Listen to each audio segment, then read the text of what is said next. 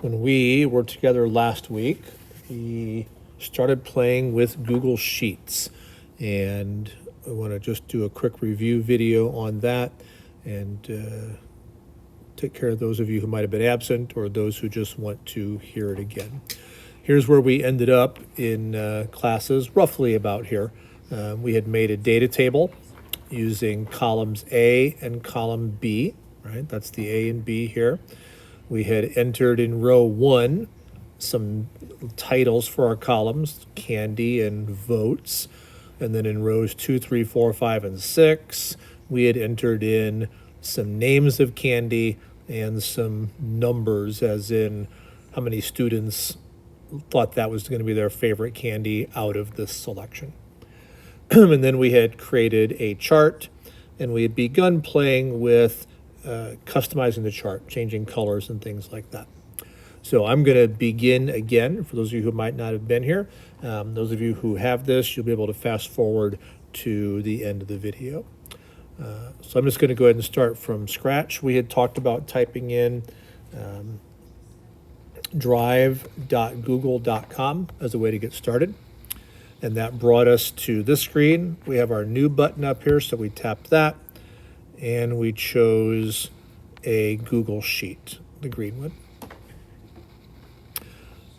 Jumped up in here where it says Untitled, and we clicked on that and gave it a name. I'm going to call mine Candy 2, just because I have one from last week. And then again, columns run up and down, column A, column B, column C.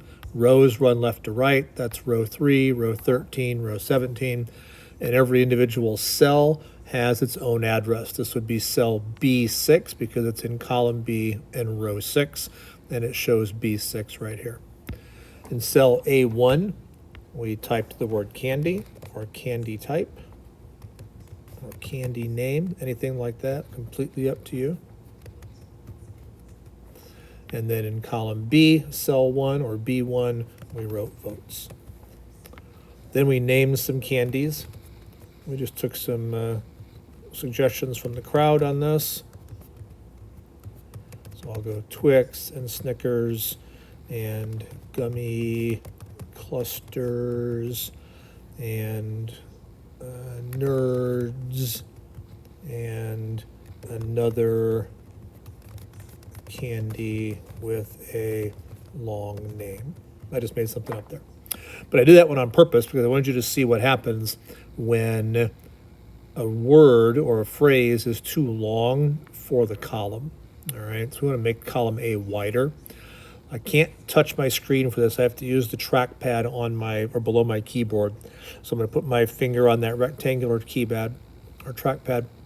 I'm going to take this circle and put it up here in between the A and the B. Notice when I get there, I get those two bars.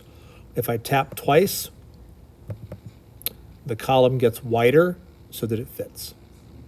Then I'm going to jump in here and just throw in some numbers. We'll say 12 for Twix. We'll say 3 for Snickers, 5, 14, and 10 of you thought that something else was important.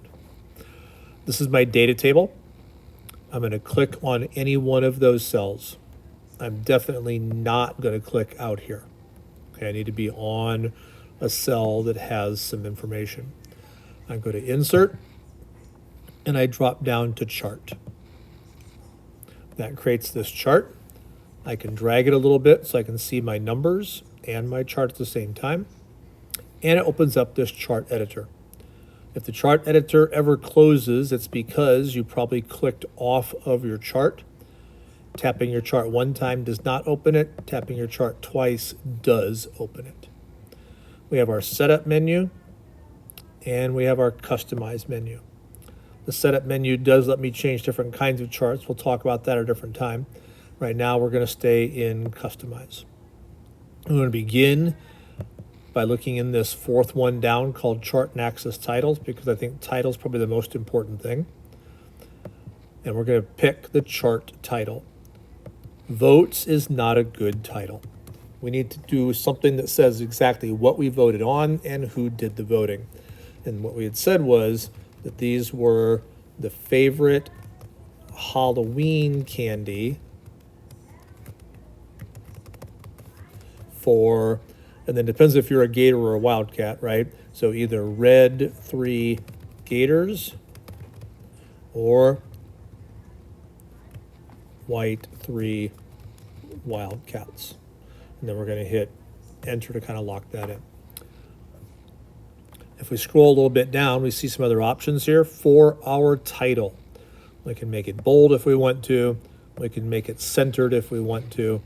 We can change the font color. And here's where I'm going to begin thinking about, okay, well, it's Halloween. It's Halloween candy. What would be some good color choices or decisions to make here?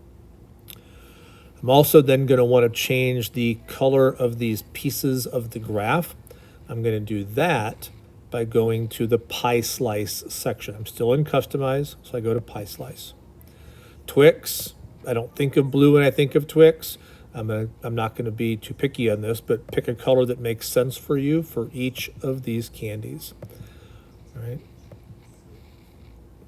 And again, you get to make these choices. There's really not a right or a wrong. Gummy clusters, of course, I think probably come in all kinds of colors.